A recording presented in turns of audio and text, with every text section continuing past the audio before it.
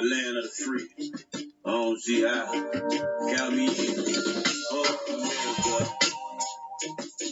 Oh, America. America. America. Land of liberty, y'all. Yep. Thursday, March 19th, 2020. Everyone, please cut the crap. Diana Von Rich. I'm the biggest genius since Leonardo. How is it that a week ago I told everyone two things that are now being born out of WHO? WHO. 1.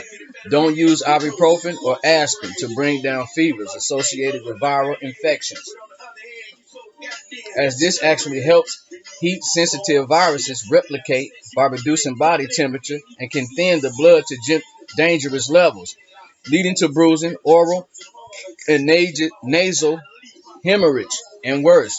2. Use heat therapy to kill the virus in situ. This can include taking saunas, breathing steam from a pot of boiling water, hopefully with some appropriate essential oil, a couple drops of peppermint or eucalyptus, for example. Remembering to close your eyes, of course, or using a handheld blow dryer with ample common sense to prevent burns to blow hot air up your nose and into your nasal cavity. No wonder China is already going back to work. Common sense. All they had to do was hold back shipments of blow dryers, which they did. Of course, generally speaking, grandmothers with horse sense and practical life skills don't want to be in charge of other people's lives and hate politics. So you may have to go out and bound the streets to draft them, but look at the alternatives. $8 billion spent in general chaos over nothing. Trillions of dollars of business lost worldwide. Stock market tank, martial law, which we have been under for no good reason since 1863 anyway. Come on, cut the shanola. You think we haven't noticed the sudden miraculous end of the epidemic in Wuhan? You think we are unaware of China's refusal to continue doing business with the crown after the Crown, Connecticut, and the Pure Bright Institution pulled this on China? I wouldn't give the Queen the sweat from my sauna wrap if I were in China. Come to think of it, the Queen isn't on my nice list this week either. Once again, the Brits at the bottom of the dog pile. Always, forever. I don't blame China for pulling the plug, and neither should you. What we should be doing is pulling the plug on the members of Congress by all means necessary. And figuratively speaking, of course, slapping Mr. Trump upside of the head. It's his economic miracle that the rats are intent on killing. It's his re-election they are intent on stealing. We've already told them to send a bill to the Queen, DARPA, and Bill Gates, and to accept no back charges. If they want to spend $8 billion cleaning up their own mess, let them pay for it. If they want to cause the stock market to tank over nothing, let them pay for it. If they want to cause chaos and fear and empty store shelves over BS, bullshit, I could say, let them pay for it. Not on our nickel. Send Phil the bill.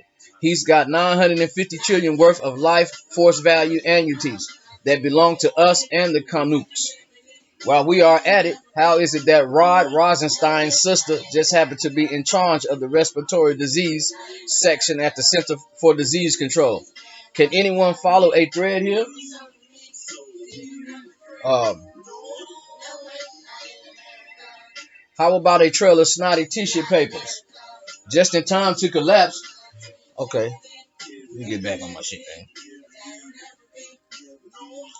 Just in time to collapse the economic miracle Trump has been building for America, and all over a virus that you can kill at home for the cost of hot air. Heck, Congress produces enough hot air to kill the whole world without even trying. And once again, John Rappaport stands supreme as the last living senior American journalist worth his salt. He has been poo-pooing all this shinolia from day one. Robert Davis Steele and I called for it. It was last week. Ron Paul, a medical doctor, called it a hoax. Give us a couple million to deploy the tech that already exists, and we will kill every SARS virus on the planet without the use of hot air.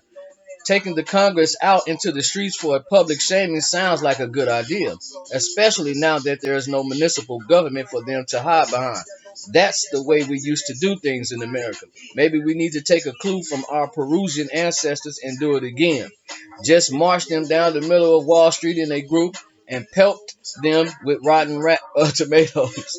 Shout boo, boo at the top of our lungs and moon the next press conference.